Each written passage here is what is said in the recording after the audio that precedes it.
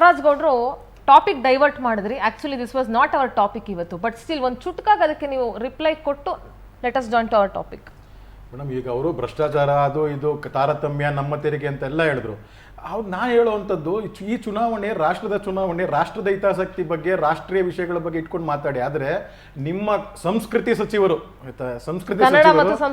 ಕನ್ನಡ ಮತ್ತು ಸಂಸ್ಕೃತಿ ಸಚಿವರು ಯಾವ ಸಂಸ್ಕೃತಿಯಿಂದ ಇಲ್ಲ, ಇದು 10ನೇ ಜನಪಥದಿಂದ ಬರುವಂಥದ್ದ, ಇಲ್ಲ ಪದೇ ಪದೇ ಅವ್ರು ಯಾವಾಗಲೂ ಹೇಳ್ತಾ ಇರ್ತಾರೆ ನಾಗ್ಪುರ್ ಅಂತ.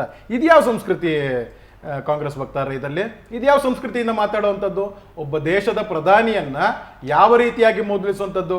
ಈಗ ಎಲ್ಲ ಒಂದು ಇದಕ್ಕೂ ಪ್ರಜಾತಂತ್ರ ವ್ಯವಸ್ಥೆಯಲ್ಲಿ ಚುನಾವಣೆನೇ ಉತ್ತರ ಕೊಡುವಂಥದ್ದು, ಚುನಾವಣೆನೇ ಇದು ಮಾಡಬೇಕಾಗಿರುವಂಥದ್ದು. ಆ ಥರ ಚುನಾವಣೆನ 2014ರಲ್ಲೂ ನಿಮಗೆ ಉತ್ತರ ಕೊಟ್ಟಿದ್ದಾರೆ, 2019ರಲ್ಲೂ ಕೊಟ್ಟಿದ್ದಾರೆ.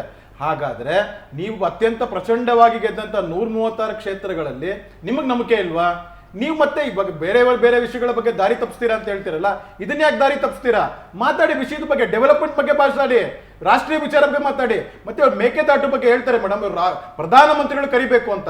ನೀವು ಒಂದು ಇಂಡಿ ಅಲಯನ್ಸ್ ಆಗಿ ರಾಷ್ಟ್ರದಲ್ಲಿ ಅಧಿಕಾರ ಬರಬೇಕು ಆದಾಗ ಮಾತ್ರ ನೀವು DMK ಜೊತೆ ಹೋಗಿ ಕುತ್ಕೊಂಡು ಮಾತಾಡ್ಬೋದಾಗತ್ತೆ, ಇದು ಮಾಡಬೇಕಾಗತ್ತೆ. ಆದರೆ ರಾಜ್ಯದ ಹಿತಾಸಕ್ತಿ, ರಾಜ್ಯದ ರೈತರ ಹಿತಾಸಕ್ತಿ ಇರಬೇಕಾದಾಗ ಅದನ್ನ ಒಂದು ವಿಶಾಲವಾದ ಹೃದಯದಲ್ಲಿ ನೀವ್ಯಾಕೆ ಮಾತಾಡಕ್ಕಾಗಲ್ಲ? ಅದನ್ನ ಅದು ರಾಜ್ಯದ ಹಿತಾಸಕ್ತಿ ತಾನೆ. ನೀವಿವತ್ತು ಕೇಳ್ತಾ ಇರೋದು ಕೇಂದ್ರದಲ್ಲಿ ಏನ್ ಕೇಳ್ತಾ ಇದ್ದೀರಾ? ರಾಜ್ಯದ ಹಿತಾಸಕ್ತಿ, ನಮ್ಮ ತೆರಿಗೆ ಉಳ್ಸಕ್ಕಂತ. ಅದೇ ರೀತಿ ರಾಜ್ಯದ ರೈತರ ಬಗ್ಗೆ ಹಿತಾಸಕ್ತಿ ಇಲ್ವಾ ನಿಮ್ಗದಲ್ಲಿ? ಅದೇ ಇದ್ರಲ್ಲಿ ಹೋಗಿ ನೀವು ಮಾತಾಡ್ಬೋದಲ್ಲ. ರಾಷ್ಟ್ರದಲ್ಲಿ ಅಧಿಕಾರ ಬರಕ್ಕೆ DMK ಹೋಗಿ ಮಾತಾಡ್ಬೋದು, ರಾಜ್ಯದ ರೈತರಿಗೆ ಉಳ್ಸಕ್ಕೆ, ಅವ್ರಿಗೆ ನ್ಯಾಯ ಒದಗಿಸಕ್ಕೆ, ಕುಡಿಯೋ ನೀರಿಗೆ ಇದು ಮಾಡೋಕ್ಕೋಸ್ಕರ ಅವ್ರ ಜೊತೆ ಮಾತಾಡದೇ ಇರುವಂಥದ್ದು ಇದೆಂತ ರಾಜಕೀಯ? ಕಾಂಗ್ರೆಸ್ ಮಿತ್ರರೇ, ಹೇಳ್ಬೇಕಾಗತ್ತಲ್ಲ ನೀವು ಜನರಿಗೆ. ಮತ್ತೆ ಸಂಸ್ಕೃತಿ ಸಚಿವರು ಹೇಳ್ಬೇಕು, ಅವರು ಈ ಮಾತು ಯಾವುದಾದ್ರೂ ಡೆವಲಪ್ಮೆಂಟ್ ವಿಷಯದಲ್ಲಿ ತಗೊಂಡಾಗ ರಾಜ್ಯದಲ್ಲಿ ನಾವು ಗ್ಯಾರಂಟಿಗಳ ಹೊರತಾಗಿ ಇದೊಂದು ಈ ಅಭಿವೃದ್ಧಿ ಕಾರ್ಯಗಳು ಮಾಡಿದ್ದೇವೆ, ಇದ್ರ ಪರವಾಗಿ ನಾವು ಜನರ ಹತ್ರ ಹೋಗ್ತೀವಿ, ಯಾವುದೂ ಇಲ್ಲ, ಒಂದು ಅಡಿಗಲ್ಲೂ ಇಲ್ಲ, ಯಾವುದೂ ಇಲ್ಲ. ಮೇಡಮ್, ನಾನು ಇವಾಗ ಹೇಳೋದು ಒಂದೇನೆ, ಕಾಂಗ್ರೆಸ್ ರಾಜ್ಯದಲ್ಲಿ ಮಾಡ್ತಾ ಇರೋಂಥ no vision, no mission, only commission, ಇದೇ ಅವರ ಧ್ಯೇಯ. ಈ ಧ್ಯೇಯದಿಂದನೇ ಅವ್ರು ಹೋಗುವಂಥದ್ದು. ಇದರಲ್ಲೇ ಅವ್ರು ಖಂಡಿತವಾಗ್ಲೂ ಸೋಲ್ತಾರೆ, ಸೋಲು ಕಟ್ಟಿಟ್ಟ ಬುತ್ತಿ. ಇಲ್ಲ, ಬಿಜೆಪಿ ತಮ್ಮ ಹಳೆಯ ಸ್ಲೋಗನ್ ಹೇಳ್ಬಿಟ್ರು, ಹಳೆ ಸರ್ಕಾರ ಸಾಧನೆ, ಏನೋ ಓನ್ಲಿ ಕಮಿಷನ್ ಅಂತಿತ್ತಲ್ಲ, ಅದು ಹಳೆ ಸರ್ಕಾರ ಸಾಧನೆ. ಅದು ಇವತ್ತು ನಾವು ತಮಿಳ್ನಾಡು ಜೊತೆ ಯಾಕೆ ಮಾತಾಡಬೇಕು? ತಮಿಳ್ನಾಡು ಜೊತೆಗೆ ಮಾತಾಡಬೇಕು ಯಾವಾಗ? ಮೋದಿಯವ್ರು ಕುತ್ಕೋಬೇಕು, 2 ರಾಜ್ಯದ ಮುಖ್ಯಮಂತ್ರಿಗಳು ಕರಿಬೇಕು, ಅದು ಮಾತುಕತೆ ಅಂತ. ಅಂತಾರಾಜ್ಯ ವಿಷಯ ಅಂತ ಬಂದಾಗ ನೀವು ಕತ್ತಿ ತಗೊಂಡೋಗ್ತೀರಾ, ಗುರಾಣಿ ತಗೊಂಡೋಗ್ತೀರಾ, ಬಂದೂಕ ತಗೊಂಡೋಗ್ತೀರಾ? ಆಗಲ್ಲ. ಒಕ್ಕೂಟದ ವ್ಯವಸ್ಥೆಯಲ್ಲಿ ಇದ್ದೇವೆ. ತೆರಿಗೆ ಕಲೆಕ್ಟ್ ಮಾಡೋದು ಯಾರು? ಕೇಂದ್ರ ಸರ್ಕಾರ, ತಮಿಳ್ನಾಡು ಸರ್ಕಾರ ಅಲ್ಲ. ತಮಿಳ್ನಾಡು ಸರ್ಕಾರ ನಾವು ಇಬ್ರು ಕುತ್ಕೊಂಡು ಮಾತಾಡಬೇಕು. ಹಂಚಿಕೆ, ಯಾಕಂದ್ರೆ ಇದು ಸುಪ್ರೀಂ ಕೋರ್ಟ್ನ ದೊಡ್ಡ ವಿಷಯ, ತೀರ್ಪಾಗಿದೆಯಲ್ಲ ಕಾವೇರಿ ವಿಷಯ. ಈ ಟೈಮಲ್ಲಿ ಅವ್ರು ಚಕಾರ ಎತ್ತಾರೆ, ಅದು ಅವ್ರಿಗೆ ಇಷ್ಟ. ನಾವು ಮಾಡ್ಬೇಕಂತ ನಮ್ಮ ಬದ್ಧತೆ ಅಲ್ಲ, ಮೇಕೆದಾಟು ಮಾಡಲೇಬೇಕನ್ನೋದು ನಮ್ಮ ಉದ್ದೇಶ ಅಲ್ಲ. ಆ ಉದ್ದೇಶ ಸರಿ ಇದ್ದಾಗ ಕೇಂದ್ರ ಸರ್ಕಾರದ ಹೊಣೆಗಾರಿಕೆ ಏನು? ಬರೀ ತೆರಿಗೆ ಕಲೆಕ್ಟ್ ಮಾಡೋದಾ? ಇಲ್ಲಿಂದ ಬರೀ ಓಟ್ ಹಾಕ್ಸ್ಬೋದು ಅಷ್ಟೇ. ಸಿ ನೋಡಿ, ಸುಪ್ರೀಂ ಕೋರ್ಟ್ ಅಥವಾ ಪ್ರಾಧಿಕಾರ ಇಲ್ಲ ಕೇಳಿ, ಸುಪ್ರೀಂ ಕೋರ್ಟ್ ಇಲ್ಲ, ಸುಪ್ರೀಂ ಕೋರ್ಟ್ ಅವಾಗ ತೀರ್ಪು ಬಂದಿರಲಿಲ್ಲ. ಬಂಗಾರಪ್ಪನವ್ರ ಕಾಲದಲ್ಲಿದ್ದಾಗ ತೀರ್ಪು ಬಂದಿರಲಿಲ್ಲ. ಸುಪ್ರೀಂ ಕೋರ್ಟ್ ತೀರ್ಪು, ಪ್ರಾಧಿಕಾರ, ನಿರ್ವಹಣಾ ಮಂಡಳಿ ಎಲ್ಲವನ್ನು ನೋಡಿ ನಾವು 60% ನೀರನ್ನು ಉಳಿಸಿದ್ದೇವೆ. ಕಾಂಗ್ರೆಸ್ ಸರ್ಕಾರ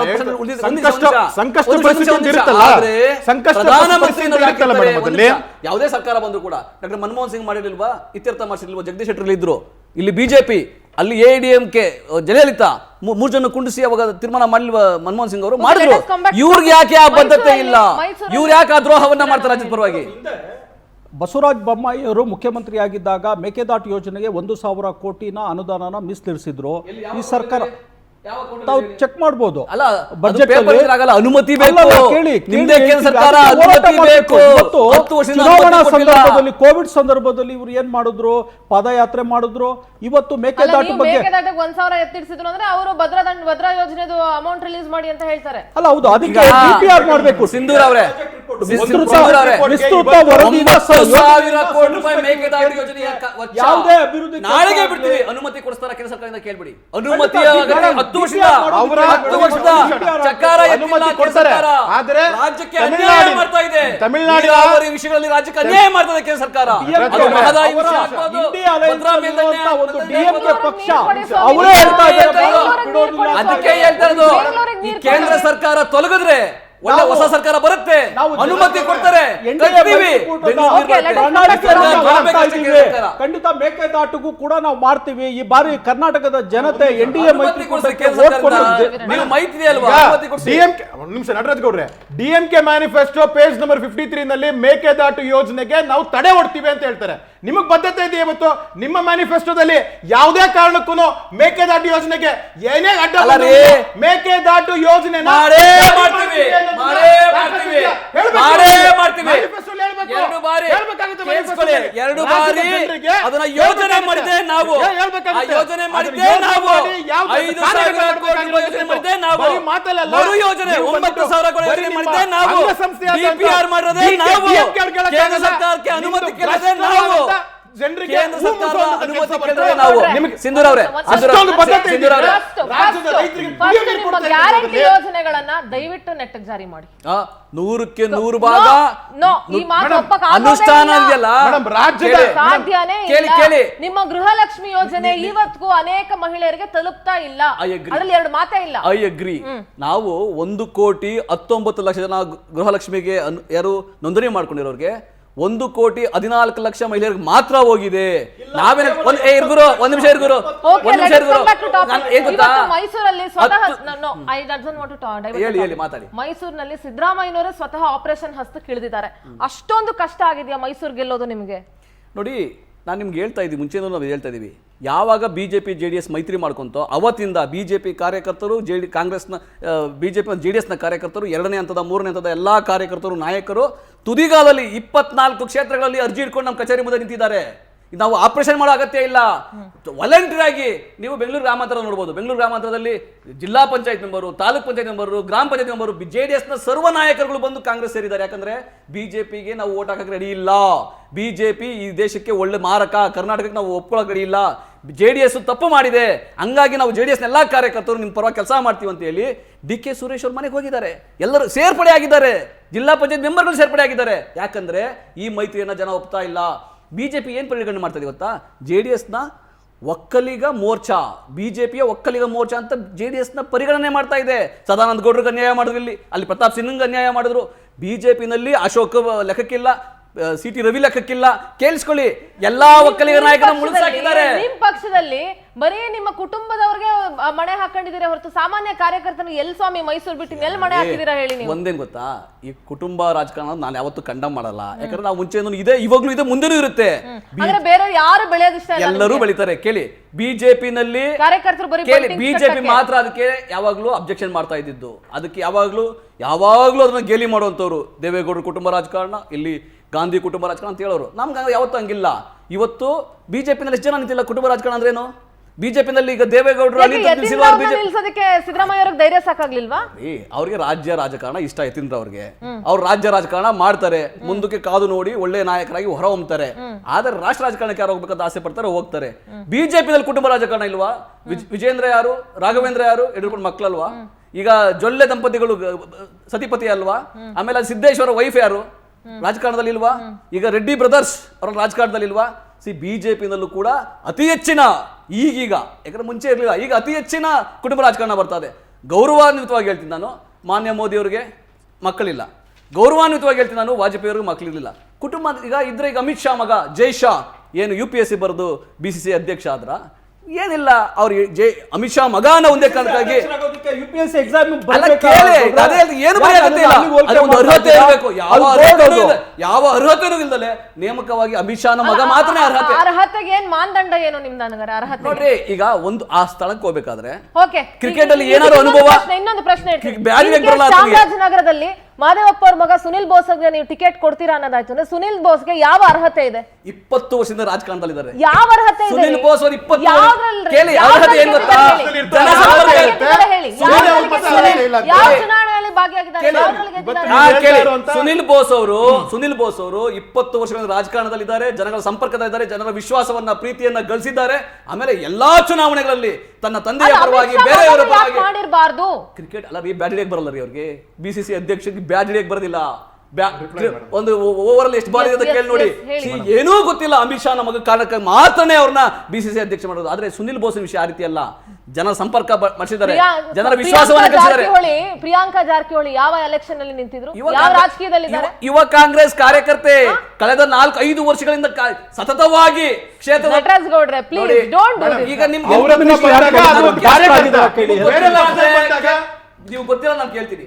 ಪ್ರಿಯಾಂಕಾ ಜಾರಕಿಹೊಳಿ ಕಾಂಗ್ರೆಸ್ ಕಾರ್ಯಕರ್ತೆ, ಯುವ ಕಾಂಗ್ರೆಸ್ ಸಂಘಟನೆಯಲ್ಲಿ ತುಂಬಾ ಚೆನ್ನಾಗಿ ಮಕ್ಕಳಿರ್ತಾರೆ, ಎಲ್ಲ 1,000 ಹಳ್ಳಿಗಳಲ್ಲಿ ಪ್ರವಾಸ ಮಾಡಿದ್ದಾರೆ ಅವರು. ಒಂದು ಹೇಳಲ್ಲ. ಸಾಗರ್ ಖಂಡ್ರೆ ಯಾವ ಕಾರ್ಯಕರ್ತ? ನನಗಂತ ನಾವಂತೂ ಎಲ್ಲೂ ನೋಡಿಲ್ಲಪ್ಪ. ಸಾಗರ್ ಖಂಡ್ರೆ ವಿದ್ಯಾರ್ಥಿ ಘಟಕದ ರಾಜ್ಯದ ಪದಾಧಿಕಾರಿ.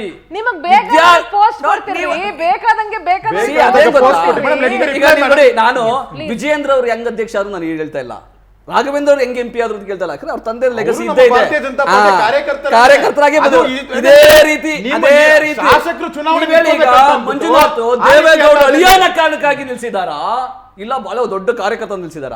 ದೇವೇಗೌಡ ಅಳಿಯಾನ ಕಾರಣಕ್ಕಾಗಿ JDS ಚಿಹ್ನೆದಲ್ಲಿ ನಿಂತರೆ ಸೋಲ್ತಾರೆ, ಬಿಜೆಪಿ ಚಿಹ್ನೆಲ್ಲ ಅದು ಸ್ವಲ್ಪ ಒಂದು ಸ್ವಲ್ಪ 2ನೇ ಓಟ 3ನೇ ಓಟ ಬೀಳ್ಬೋದು, 3ನೇ ಸ್ಥಾನಕ್ಕೆ ಬರ್ಬೋದು ಅಂತ ನಿಲ್ಸಿದ್ದಾರೆ ಅಷ್ಟೇ. ಅಲ್ಲಿ DK ಸುರೇಶ್ ಅವ್ರ ಮುಂದೆ ಇವರೆಲ್ಲ ಬಹಳ ವೀಕ್ ಆಗಿದ್ದಾರೆ, ವೀಕ್ ಕ್ಯಾಂಡಿಡೇಟ್. ಯಾಕಂದ್ರೆ ಅವ್ರನ್ನ ಬಲಿಪಶು ಮಾಡಿದ್ದಾರೆ. ಅಲ್ಲಿ ಬೆಂಗಳೂರು ಗ್ರಾಮಾಂತರದಲ್ಲಿ ಡಾಕ್ಟರ್ ಮಂಜುನಾಥ್ನ ಬಲಿಪಶು ಮಾಡಿದ್ದಾರೆ. DK ಸುರೇಶ್ ಅತ್ಯಂತ ಪ್ರಾಮಾಣಿಕ ಕ್ರಿಯಾಶೀಲ ನಾಯಕ, ಜನ ಬೆಂಬಲ ಅವ್ರಿಗಿದೆ.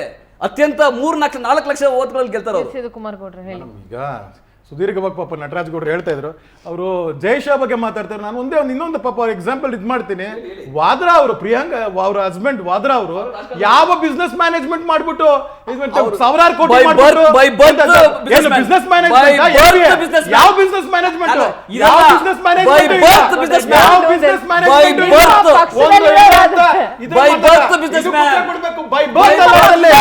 ಸಾವಿರಾರು ಕೋಟಿ ಹಿಮಾಚಲ ಪ್ರದೇಶದಲ್ಲಿ, ಹರಿಯಾಣ, ಮಣಿರಾಜ್ಯದಲ್ಲಿ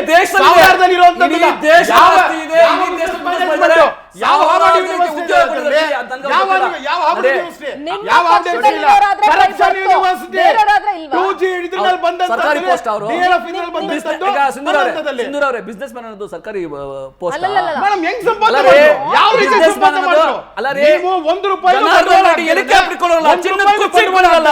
ಸಾವಿರಾರು ಕೋಟಿ ಹೊಡಿಯ ಹೆಂಗಾಗ್ತೀನಿ ನೀನು? ಯಾವ ರೀತಿಗೆ ಆಗ್ತೀನಿ ನೀನು? ಯಡಿಯೂರಪ್ಪನವರು ಹೆಂಗಾದ್ರು ಹಂಗೇನೆ. ಕಾಂಗ್ರೆಸ್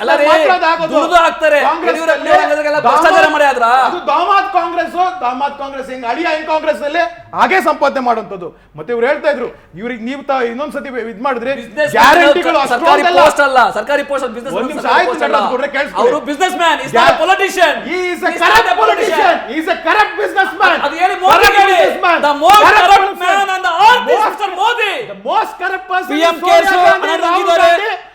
SBI ಅಲ್ಲ, ಎಲೆಕ್ಟ್ರಲ್ ಬಾಂಡ್ಸ್ ಮೋದಿ ಅವರು. ಅರವಿಂದ್ ಕೇಜ್ರಿವಾಲ್ ನೀವು ಹೆಂಗ್ ಬಂದಿದ್ದೀರಿ? ಅರವಿಂದ್ ಕೇಜ್ರಿವಾಲ್ ನೀವು ಹೆಂಗ್ ಬಂದಿದ್ದೀರಿ?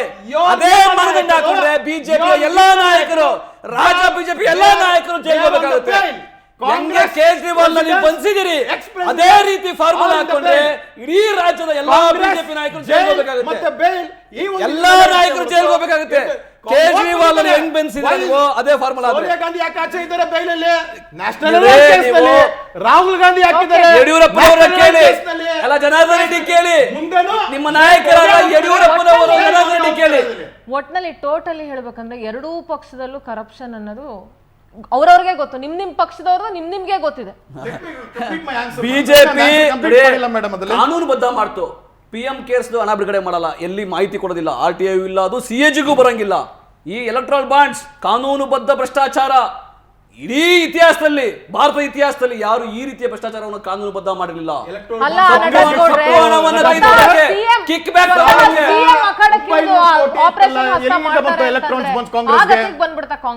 ಅಲ್ಲ ರೀ, ಮೋದಿ ಅವರು ಇಲ್ಲಿ ಬಂದು ರೋಡಿ ಮೋರ್ಚಾ ಓಪನ್ ಮಾಡ್ತಾರೆ ಆ ಕರ್ನಾಟಕಕ್ಕೆ. ಮೋದಿ ಅವರು ಬಂದು ಮಂಡ್ಯಾಗ ಹೋಗಿ ಯಾವ ರೋಡಿ ಮುಂದೆ ಕೈ ಬಗ್ದು ಮಂಡಿ ಬಗ್ಸಿ ನಿಲ್ತಾರೆ. ಇಂಥದಕ್ಕಿಂತ ದುರಂತನ ಇದು?